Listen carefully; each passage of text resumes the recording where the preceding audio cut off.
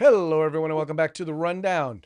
I will be your host today, Craig DeLuz, coming at you from the West Coast, the left coast, behind the Iron Curtain, otherwise known as the Sierras. But as we all know, I do not do this program by myself. That's right. My name is Mike Pirowarski, coming to you live from the East Coast. It's the coast with the most from the co-host with the most here on the Rundown. 2A Views, conservative news, and Craig, guess what day it is? Uh-oh. Mike. What day is it, Mike? It's hump day. Hump day! It's hump day. Hump day!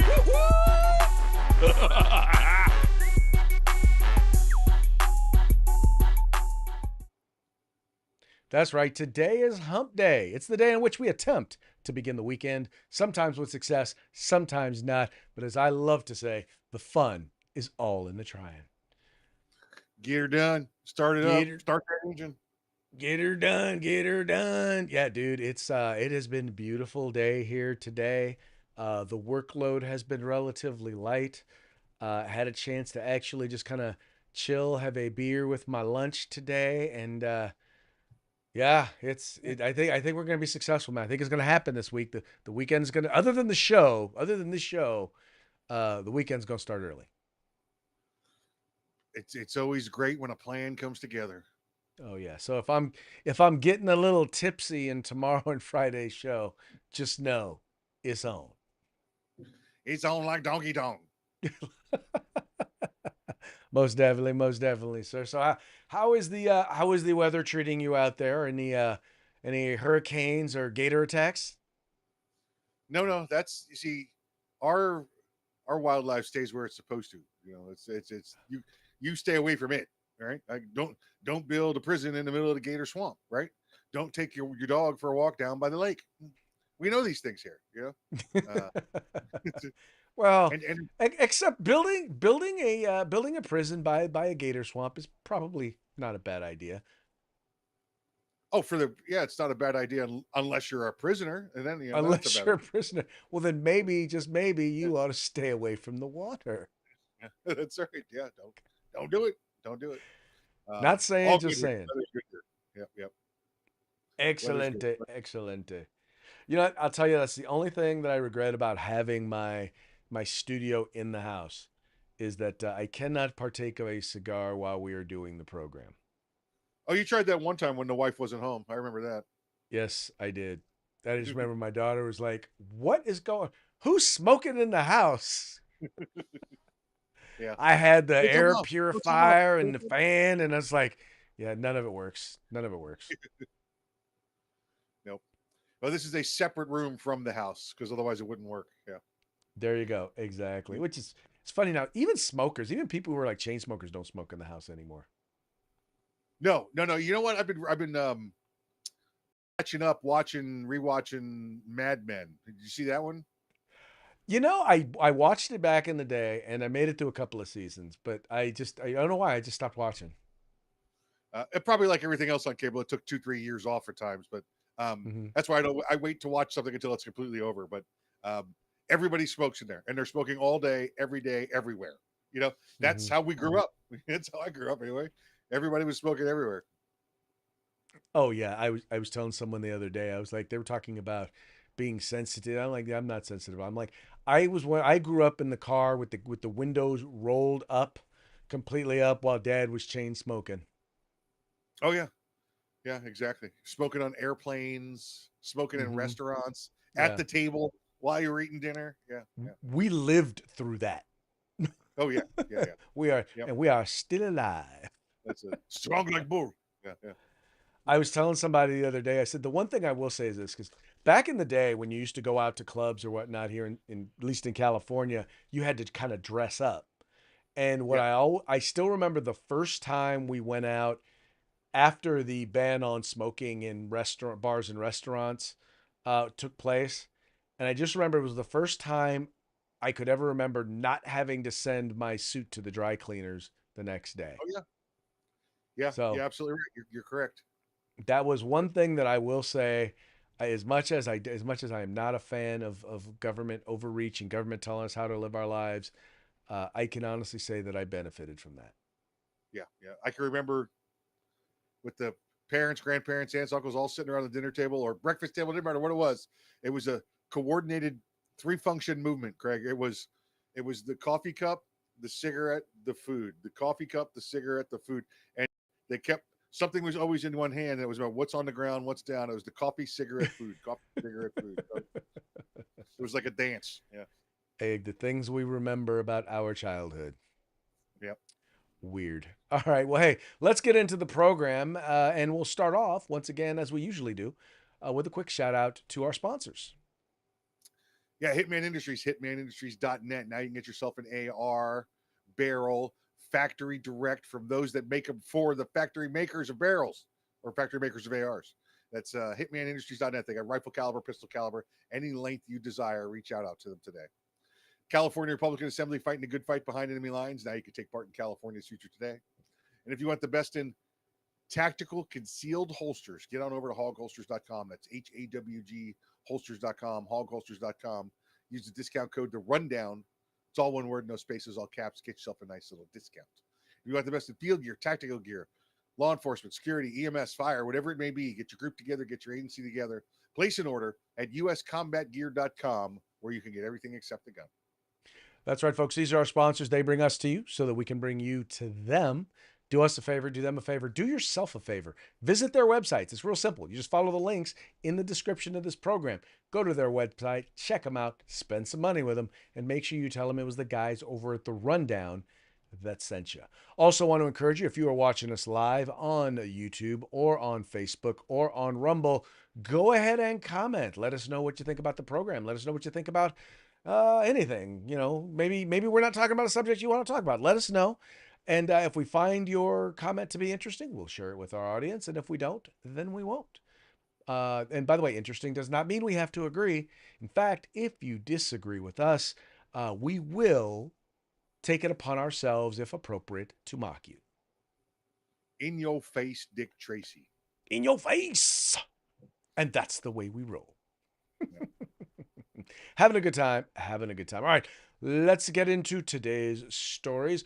We're going to start off with something has happened in New York City, and I really do believe that, talk about jumping the shark. New York City has clearly and quite possibly lost its damn mind. We almost always expect that they are going to elect a Democrat. They almost always, I don't want to say always, but they generally tend to elect folks who are definitely left of center. But I can't recall the last time that they have elected a complete and utter wackadoo. Now let's see. They've had billionaire gun grabbing businessmen. They have had the groper and mayor, who the slayer of senior citizens.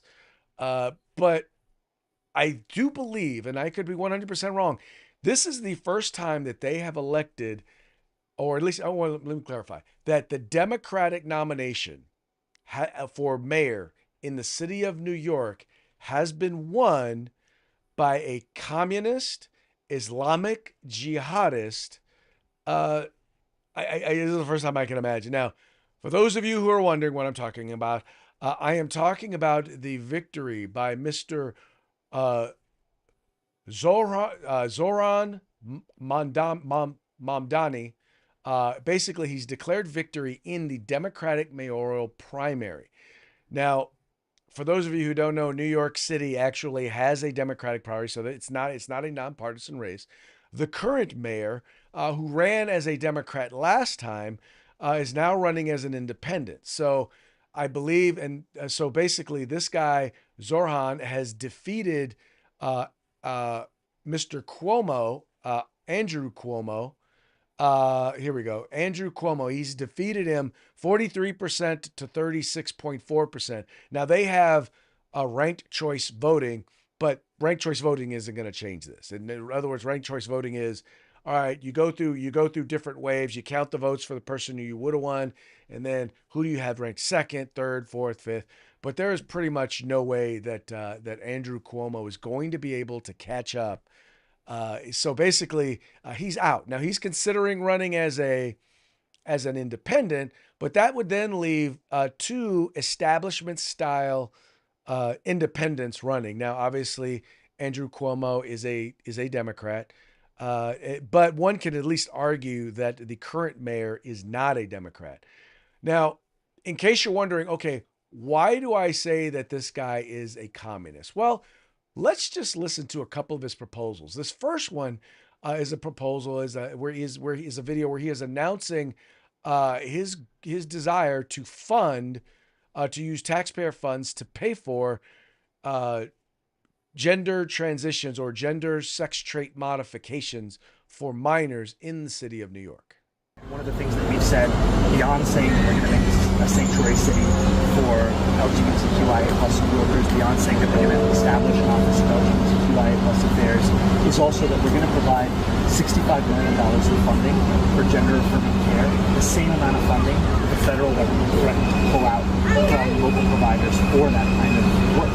And in this moment especially, if we want to fight the Trump administration, we have to do so by fully funding our own services, taxing the wealthiest New Yorkers and corporations here.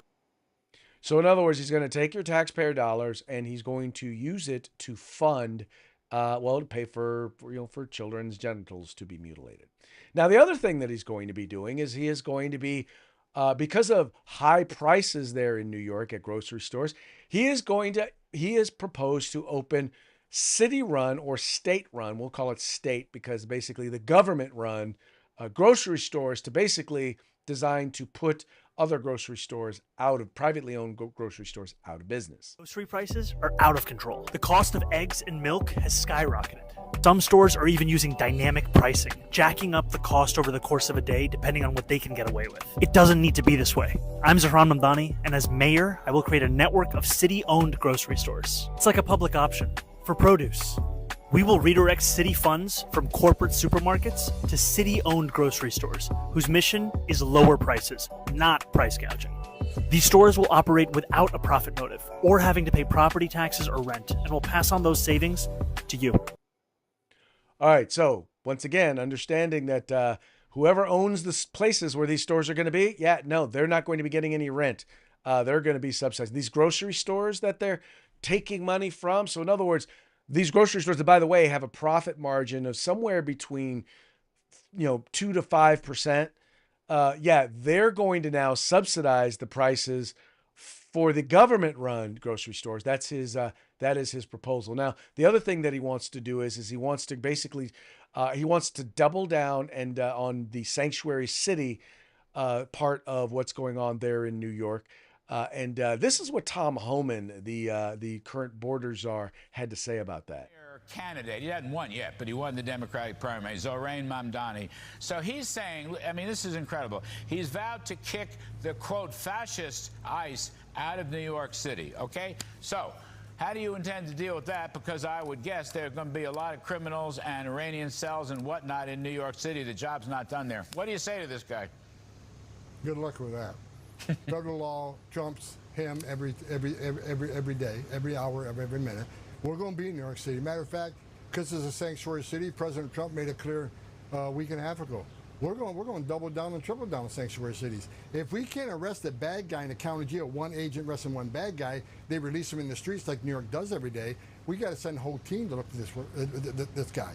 And not only that, we're going to send additional teams to look for all the people they arrest. We're going to concentrate in sanctuary cities because we know they're releasing public safety threats and national security threats back to the street. So we know we got a problem there. So we don't have that problem in Florida where most sheriffs work for us. So we're going to double up and triple up on New York. And not only are we going to send more agents to the neighborhood, we're going to increase worksite enforcement tenfold. If we can't arrest them in the jail, you're going to force them in the neighborhood, then we'll find them in the neighborhood. If we can't find them in the neighborhood, we'll find them at the worksite. So game on. We're coming. Game on. They're coming. It's going to be real interesting to see how many people in New York are really, honestly, and truly interested in basically this agenda. Now, the guy also happens to be Muslim, and he's not just Muslim, he's a Shia Muslim, which means he's a jihadist, right? He is like an Iranian Muslim. Now, he's Indian, but he is basically, by the way, here's the other thing that's funny about him, Mike. You know how Mike, how people accused Barack Obama of like code shifting, how basically use one dialect with one person and another with another, or Kamala Harris was guilty of that. Here's a quick piece that they did on him and his little code switching. His is a little bit more obvious though. Because I think that New Yorkers, more than they hate a politician they disagree with, they hate a politician they can't trust. On the subject of trust, you've adopted different speaking accents in different scenarios. But they go to their local bodega. Is there one that's real and one that's affected? What I would say is, as any immigrant knows, having been born in Kampala, Uganda, and then raised in South Africa and moving here when I'm 7 years old, is there are different parts of my life. Worldwide tour is a worldwide tour is a worldwide tour. Mamdani was talking about a worldwide press tour back when he was a rapper. Bring the flavor to the fish, bring the flavor to the rice. In a Disney movie directed by his mother. Nepotism and hard work goes a long way. Here in New York City, this is how I speak. I just find it ironic to say people don't trust. Well, then why do you feel a need to speak like this when you're talking to Indians or to Muslims? And then, talk like this when you're talking to New Yorkers. Yeah. First off, did you see the movie Dude, Where's My Car? Yes. Okay, remember the Supreme Leader's name? Yes. Zoltan. So this is now Zofran. Zofran. So he's now Zofran, the Supreme Leader. Craig, I would like to point out to you again how I said months ago when first announced that Cuomo wouldn't make it out of the primary. Thank you. It's correct again. Nobody wants Fredo in there at all. And then this guy Zofran, nothing. The only reason he's there is because nobody could vote for Cuomo. They couldn't all elect him. This is going to be Eric Adams' race. As I said to you before, this is he was a conservative Democrat, a law enforcement Democrat in the North. He has now spent 4 years, seeing the horrible, methods of the Democrat Party, and he's out. He's going to go over to that independent side. He's going to take those votes. Remember, Giuliani was a Republican as well. The people of New York City want people that are going to take care of New York City. They don't care if it's a Democrat or a Republican or an independent. What they do care, though, Craig, is if it's a communist, because they're not giving up anything more out of their pocket. They all understand that the way to get to prosperity is not by sharing what the successful have done and giving it to those that sit on their ass and collect checks. So this is enjoy the Zofram while you can, because he's gonna be gone soon. Well, it's going to be interesting because that's going to mean that. Well, let's put it this way. I think that what I think you'll see happen is the Republicans will vote for Eric Adams, and many of the people who didn't vote for Zofram will probably wind up voting for Eric Adams, and you will basically see a non-Democrat get elected mayor there in New York, or shall I say, reelected there in New York. I think the only way he does not win. Now you don't have to have Eric Adams answering the party and Kathy Hochul. Right. At this point, he gets to say, "I'm independent. I'm doing what I want." Nanny. Yep. Well, the other thing though, Mike, is I really do believe that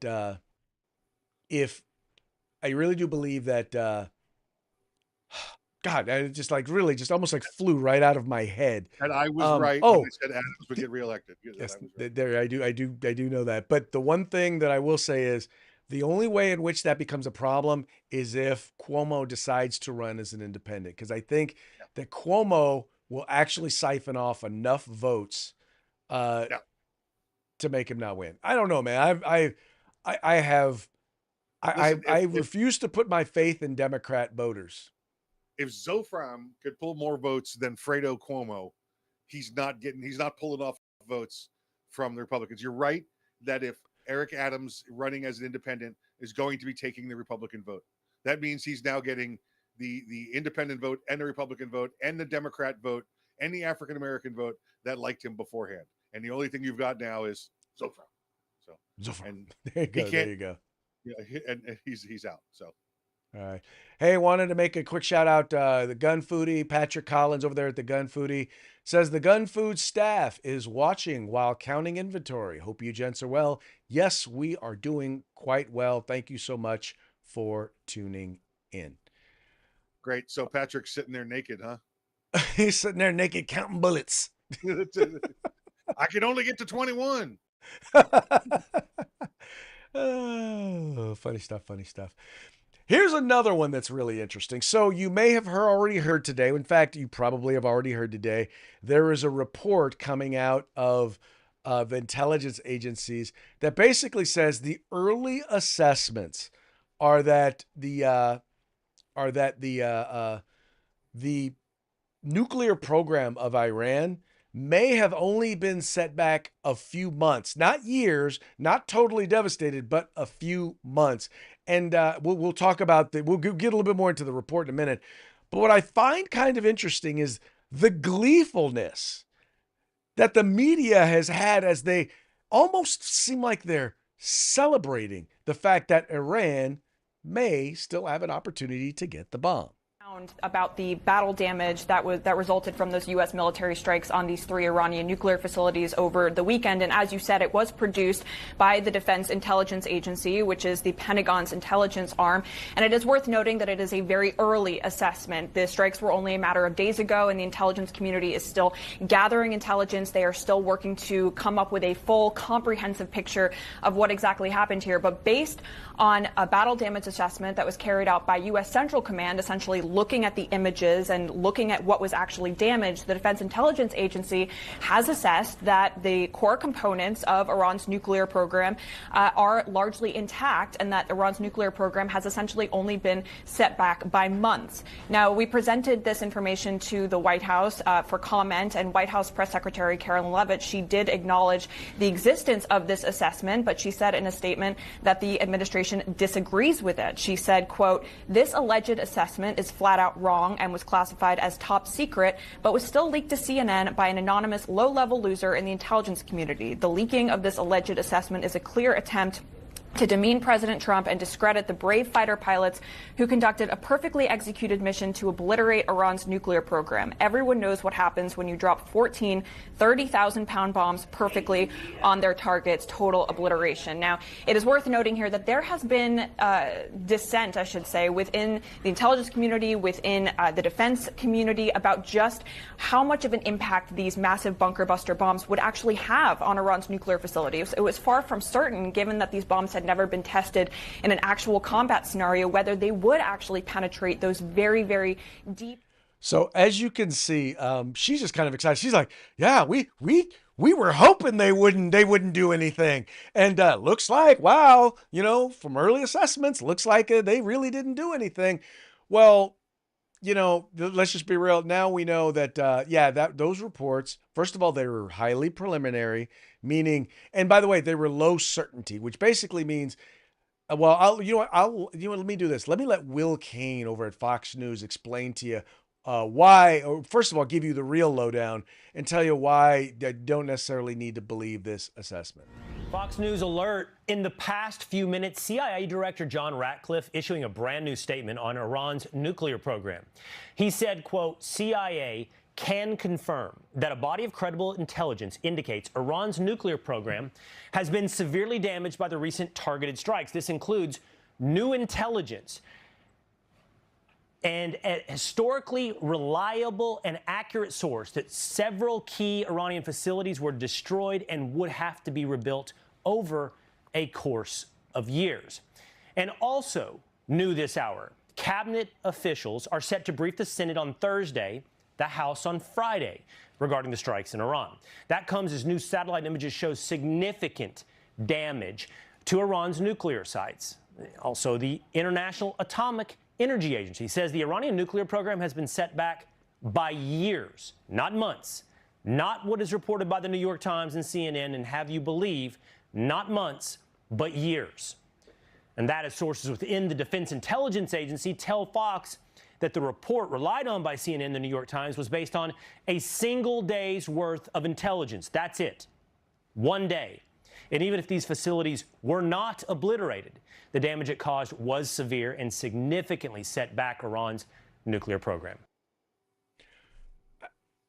So the point of I guess my whole thing is, it's kind of twofold. One, the report was likely wrong because it's literally based on 1 day of intelligence, which, how much intelligence can you gather in 1 day when you've pretty much taken out most of the leadership?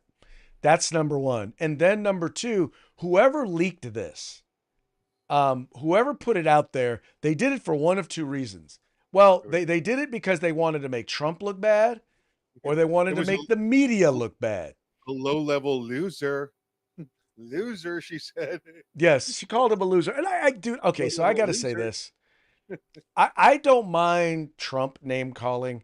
I'd rather the press secretary for the White House not engage in the same sort of hyperbole. What if she done this? Would you be all right if she did this? No.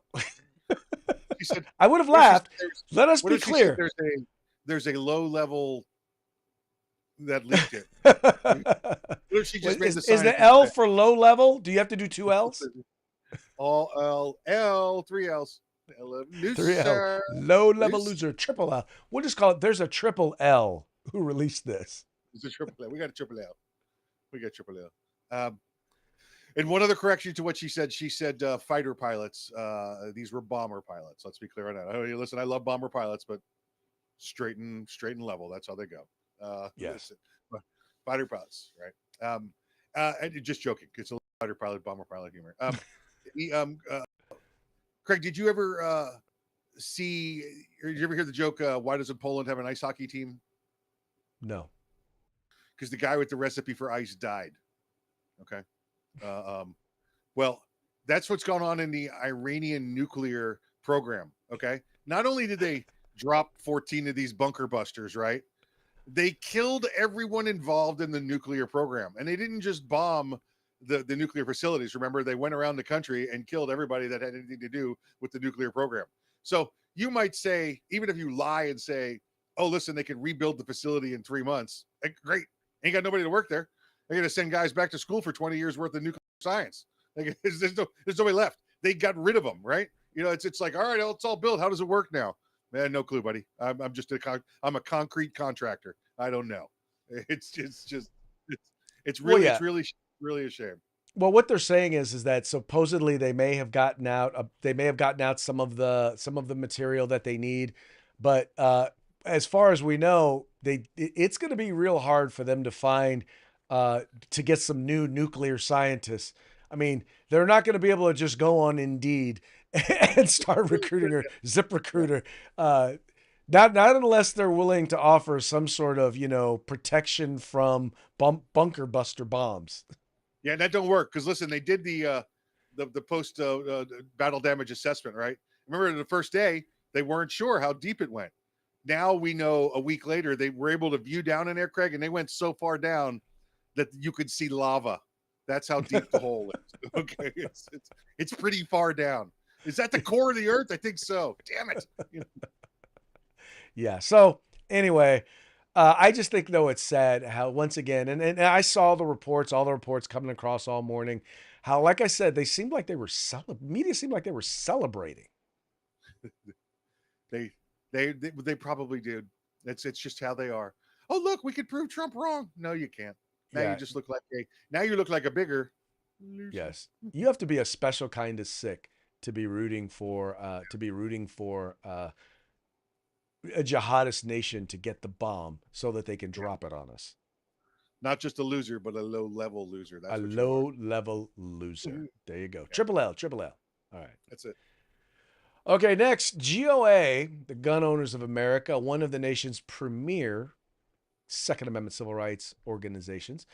They are actually coming out and they've announced their formal opposition to the Department of Justice's plan or proposal to merge the ATF and the DEA. And this I'm going to read this directly from their press release. So this comes directly from the horse's mouth. Gun Owners of America, or GOA, alongside Gun Owners Foundation and allied organizations representing millions of gun owners nationwide is warning Congress and the American people about a deeply troubling proposal by the Department of Justice to merge the Bureau of Alcohol, Tobacco, and Firearms and Explosives, otherwise known as the ATF, and the Drug Enforcement Administration, otherwise known as the DEA. The allied organizations growing or joining GOA and GOF are the Second Amendment Foundation, the Citizens Committee for the Right to Keep and Bear Arms, the California Rifle and Pistol Association, and the Second Amendment Law Center. And I will not be surprised if the Firearms Policy Coalition winds up on this list soon as well. In a joint coalition letter sent to the White House and the Department of Justice earlier this month, GOA and its coalition partners outlined 12 reasons this merger represented an unprecedented threat to gun rights. Consolidating power, expanding federal gun enforcement capabilities, and laying the groundwork for a fully weaponized surveillance regime targeting law-abiding gun owners. The merger plan, advanced under the guise of efficiency, has now been outlined by the Office of Management and Budget, Department of Justice, and the Attorney General Pam Bondi. The ATF-DEA merger threatens to combine the agency responsible for regulating firearms with one that is tasked with combating narcotics, sending an incorrect and dangerous signal that constitutionally protected gun ownership belongs in the same category as illicit drug trafficking. And I think that right there is the primary thing to focus on.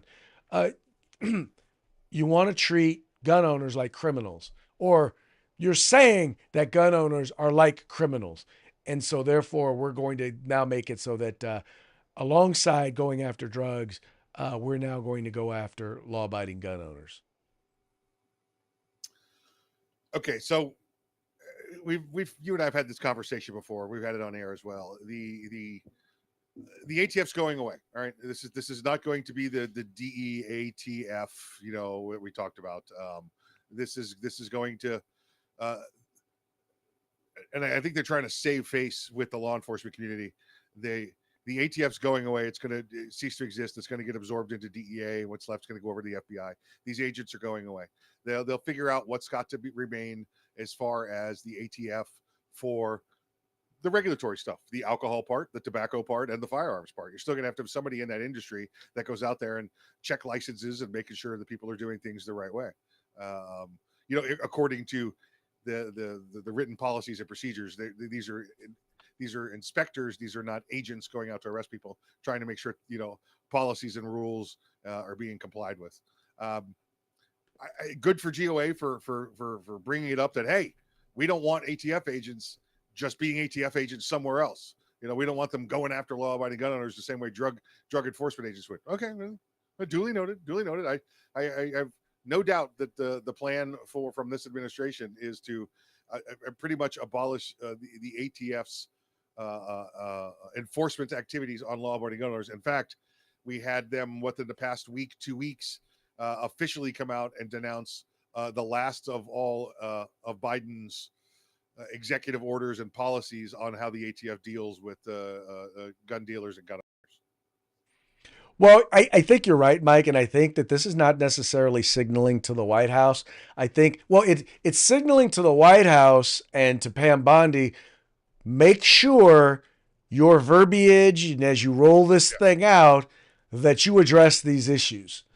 And I think they had to be very, very forceful in how they did and how they communicated that. Because I think if you come out too weak, then people don't think you're serious. So I like what they're doing. I like the way they're doing it. Once again, I'm all for efficiencies. I would love to see the law enforcement and part of the ATF go away, but the regulatory portion of it definitely needs to stay there, because in the end, that's what it's supposed to be. It's supposed to be not a law enforcement agency, but it's supposed to be a regulatory agency. Right. And remember, you're not talking just firearms. It's alcohol, tobacco, firearms, explosives. Now, the explosive side, I think, can go completely to the FBI. They've got the expertise there. Pull that away. But as far as, okay, well, somebody's got to make sure that there's no, they're not making bad moonshine that makes people go blind. Somebody's got to make sure that we're not making cigarettes out of highly addictive chemicals. That they're not supposed to be in there. Pesticides, that kind of stuff. Somebody's got to do that. So I think Moonshine's not supposed to make you go blind. Exactly right. You're just not supposed to go blind. Yeah. Oh, not even temporarily. Oh, temporarily it happens. That's called the Blackout Chronicles. Blackout Chronicles. There you go. Yeah. That's more than just blind. You go blind, deaf, and dumb. Yep. I'm so drunk. I love you, man. I love you, man. Oh, God, I love that stuff. All right, this last one, I never ceases to amaze me, because for those of you who wonder why, I mean, how are these groups able to do this? Where does all this money come from for all these leftists to be able to do all these things? Well, I can tell you right now where this money comes from. This money comes from you, the taxpayer. That's right. Here we have a report over at the Washington Free Beacon about a